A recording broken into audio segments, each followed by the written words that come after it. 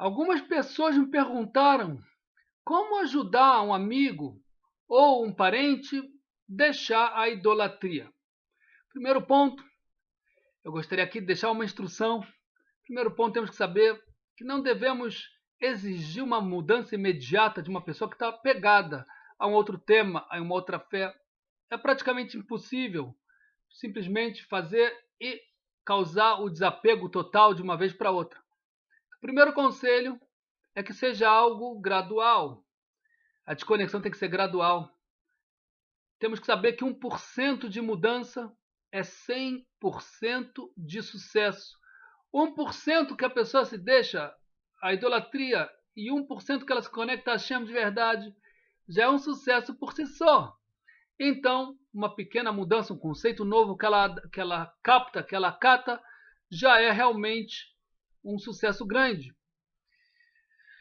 E vamos começar então pelo primeiro ponto. Primeiro ponto, a pessoa deve rezar por ela. Falar, pedir para Hashem abrir os olhos dela, abrir o coração dela para a verdade, para um Deus único e não para o intermediário. Assim é um começo de sucesso.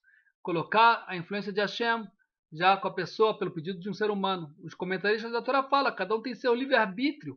Se não tem como tirar o livre-arbítrio da pessoa, o cenário do mundo foi criado para cada um de nós, para ver onde queremos nos colocar e nos juntar. Depois somos responsáveis pelas consequências. Como a pessoa fala, múltipla escolha, uma prova de múltipla escolha, fala, eu marco o que eu quiser. Você marca o que você quiser, mas se você vai passar de ano ou não, depende se você marcou no local certo.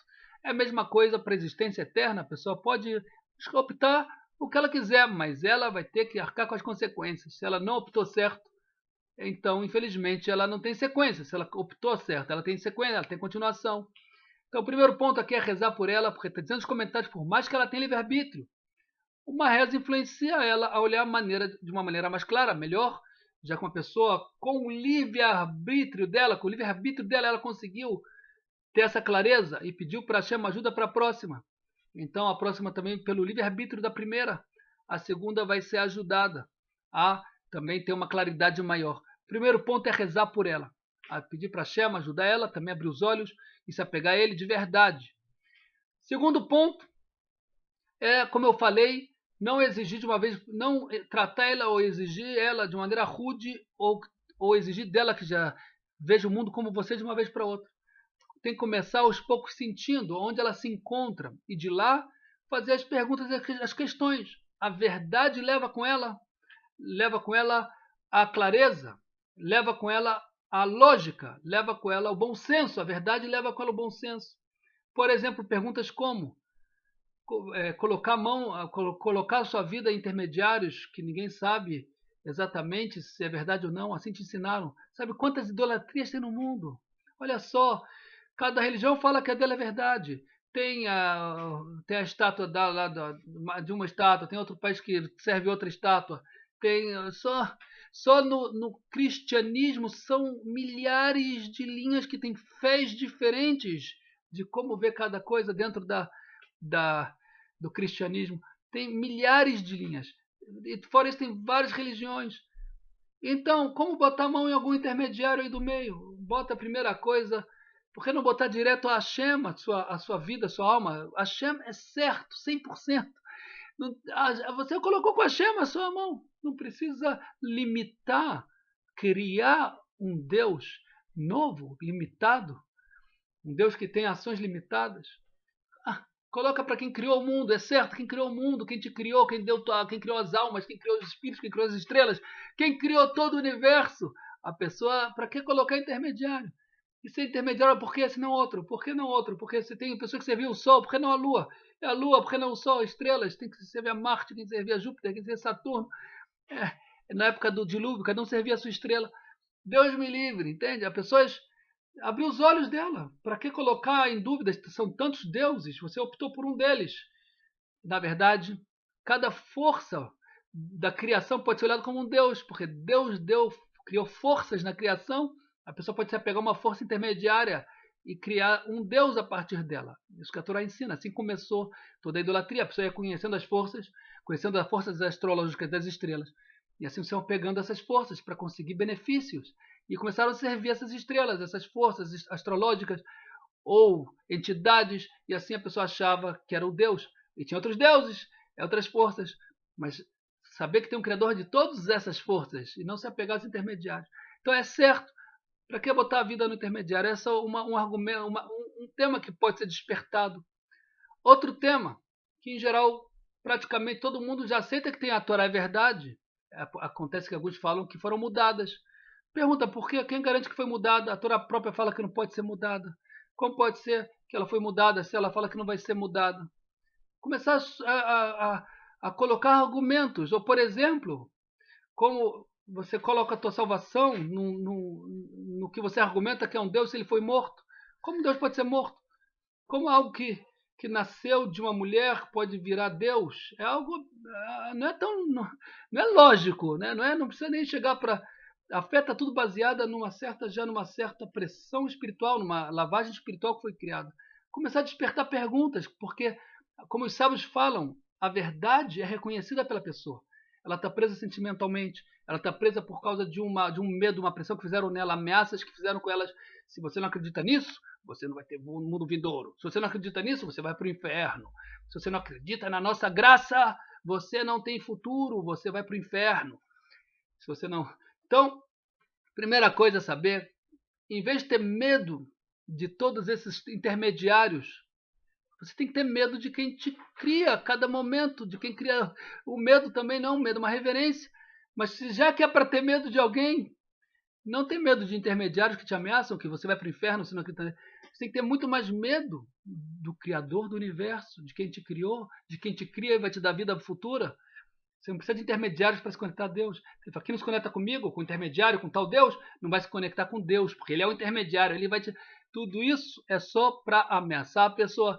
Tem que saber, olha, se conecta direto com Deus, não tem nada melhor do que isso. Não tem que se apegar a intermediários. Então, o primeiro ponto que eu estou dando aqui sugestões de temas que podem ser conversados. E não precisa ter medo, porque a verdade, ela diz por si só. A verdade é lógica, a verdade também tem algo espiritual na verdade, que Deus criou o ser humano com bom senso também espiritual, que quando algo é verdadeiro é argumentado, ele capta que é verdade. Não tem, não tem nada mais lógico que você tem que servir o Deus que criou o mundo, que mantém o mundo. Não tem nada mais lógico do que isso. E as pessoas se apegam a essas coisas no intermediário. Então, primeiro ponto, em resumo, você tem que rezar pelo amigo ou pelo parente para Hashem abrir os olhos, abrir a mente dele, abrir espiritualmente ele. O segundo ponto, não desejar uma mudança imediata, não ficar com raiva, não ficar brigar, não ser rude. Uma mudança pequena em um pensamento que você já coloca nele se transformou algo que ele pensava que era Deus em Messias, já muda muito o status de um idólatra para uma pessoa equivocada. Ou é um equívoco grave, mas já não é idolatria, é um equívoco grave. Uma pessoa que acha que Yeshua, por exemplo, é Deus, e você consegue mostrar que, olha, pode ser que é outra coisa, mas Deus não é. Ele já mudou o nível do erro dele. Ele deixa de ser idólatra e passa a ser equivocado. Aos poucos tem que mostrar que realmente também os sábios da Torá nos ensinam e nos advertiram que ele fez uso de forças impuras. Não só como ele não foi uma pessoa que não foi algo divino, como também não é Messias, como também não é um exemplo para ninguém. Porque aos poucos a pessoa vai, mas se você fala isso direto, ele vai achar que você está possuído por uma força da impureza, por uma força quemonial. Não gosto de falar esses nomes porque tem influência, para quem estudou e entende desses temas. Uma força quemonial. Você tem que. Eles vão te botar um crucifixo. Me lembro uma vez estava andando na rua no Brasil, e chegou lá duas freiras e viram a gente de kippah. Sabe que estão de kippah, né? Já não aceita o Yeshua como Messias, ou não como divino. Elas botaram o crucifixo na nossa frente, falando. Ai! Começaram a gritar com a gente com o crucifixo. Pobrezinhas, pobrezinhas. Que é piedade delas. Eu rezei por elas. Pô, achei amável, por favor, ajuda essas pessoas que estão achando, ainda mais a cruz, que eu já falei lá com a entrevista com o Eliel Hask, sobre a cruz, o que ela representa, é justo compatível com esse tema. Então é isso. Como foi o primeiro ponto, rezar. Segundo ponto, não esperar uma mudança imediata. E o terceiro ponto é aos poucos, com a verdade, a força da verdade, ela diz, e ela causa na pessoa uma mudança, botar certos pontos, pelo menos colocar algo que parece para ela claro, colocar em dúvida. E aos pouquinhos mostrando que não é bem assim, e que e que tem outras várias idolatrias no mundo. E a Torá não é uma religião. A Torá simplesmente é reconhecer um Criador, que ele cria e mantém a criação. É o contrário das religiões. A Torá é uma realidade que acata toda a humanidade. Não precisa se converter para ter um não-judeu, por exemplo, para ter o mundo vindouro, como todas as religiões exigem a conversão. O judaísmo não é uma religião.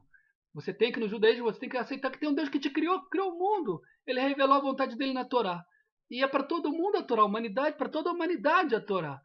O povo de Israel teve a função de estudar a Torá, de cumprir a Torá de uma maneira que exige dele mais.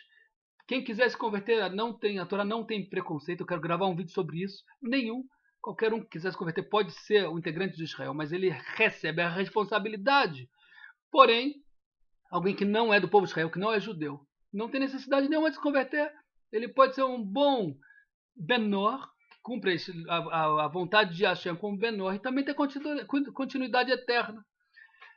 Então, pessoal, essa é a dica que eu deixo.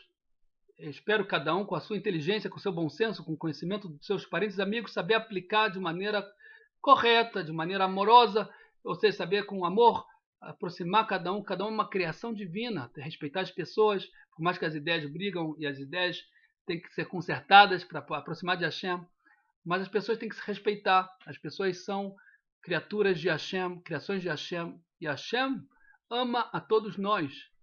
Então, desejo sucesso para cada um, usar do seu bom senso que Deus deu para cada um e conseguir realmente trazer a sua luz para todo mundo. Tudo de bom e até a próxima.